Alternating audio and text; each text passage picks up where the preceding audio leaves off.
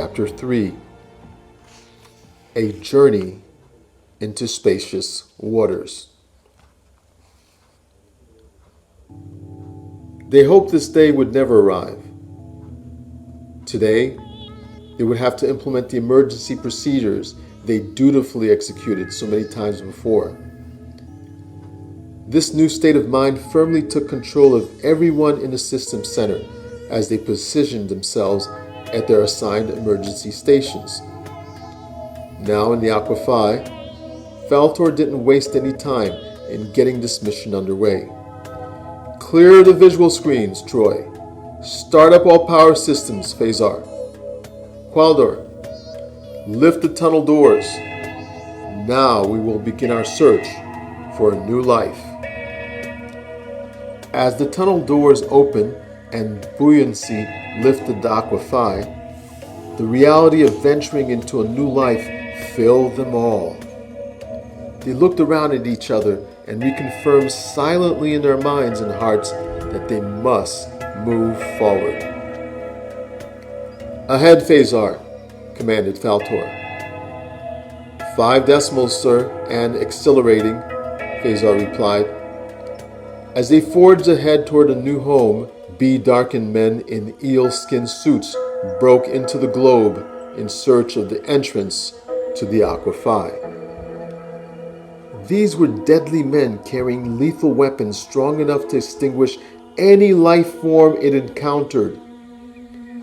One of the eel-skinned men found the mechanism that lowered the platform onto the Aqua Phi. He immediately reported the discovery to his dismal lord, who was still inside of the invading vessel. Filled with a rage to conquer and destroy, the joyless leader slammed his fist and called out, "Lower it then!" Full of eagerness and excitement, his henchmen gathered onto the platform and lowered themselves into what they believed would mark the beginning of their conquest of the seas. With the Aqua Phi no longer there, and the tunnel doors sealed after its departure, the men lowered into a water-filled tunnel. "They're gone! The Aqua Phi is gone!" the group leader transmitted back to his warlord. In response to the disappointing news, this Lord of Darkness let out a dense growl from the deepest part of his being. It was so strong it reverberated throughout the communication device the group leader was holding. "Get back here at once, you fools! We must catch them!" They all scrambled to get back to the vessel by swimming upward out of the tunnel. But the dome shields now crashed down on them. Whoever remained was sealed underneath them forever. So they left with the Aqua Phi. They believe that this is over. Well, it's far from over. It has only just begun. The warlord whispered to himself and then laughed sarcastically. "Now the hunt begins," he roared, egged on by those who remained on his devious crew. "Slow down to 3 decimals, directed Faltor from the Aqua Phi. "Lower speed, sir?" asked Phasar. "But if we're under attack, how can the speed be lowered?" "If we go slower and take alternate routes, our patterns will not be detected. The Aqua Phi, at slower speeds, leaves no wake for them to follow," answered Faltor in a steady tone. "A wise idea, Faltor," retorted Balkan. "While you are in command here, I and the rest of the members of the group of 5 will commit ourselves to searching for a new destination," Balkan continued with a voice of confidence echoed by the others. Jareb, Malka, Trioa, and Balkan patted the shoulders and shook the hands of the System Center crew, hoping to encourage them to continue on in their absence. The 4 members of the group exited the System Center and headed toward the historical annals to find another place to call home, a new destiny. As soon as they left, Troy focused his attention once again on the visual monitors.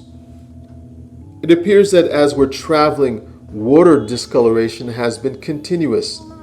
The waters were once a light green, but now they're dark blue and still getting darker. Can you see that ahead of us? It is getting even darker, Troy inquired of the system's crew.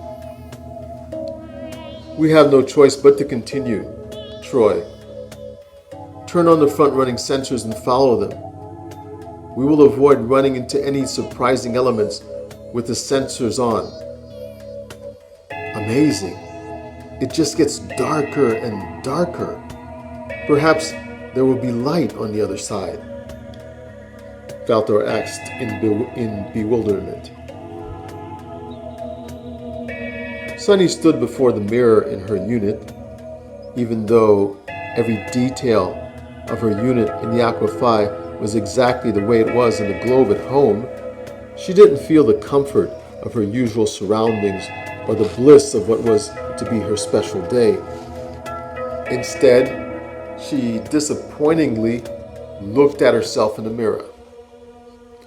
No longer was her wedding attire the pure white cloth of this morning. Now, like the day's events, her garments were blurred with the same disarray and terror that stained the hearts of all those living inside the globe. Her eyes glared at the tear running straight down her pants above her right thigh. But she couldn't remember the incident that caused it. She looked back up at her face and angrily grabbed hold of the upper portion of her blouse and tore it off. She looked again into the mirror, this time at her collarbones that moved up and down along with her heaving chest. Her fingers launched for the top of her once silky white trousers, but were now unrecognizable. She grabbed hold and violently unzipped them. She undressed as if wanting to rip away the reality of everything that occurred that day. Her firm and muscular body walked solemnly toward the shower while she removed the last of her undergarments. The door to the shower slid open like an invitation to seclusion.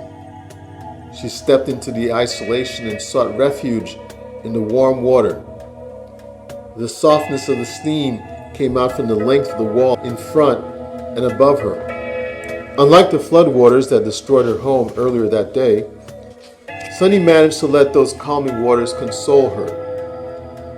As the strains of the day escaped from the drain, she felt renewed to take on the future. When her refuge of water and steam stopped, the door automatically slid open.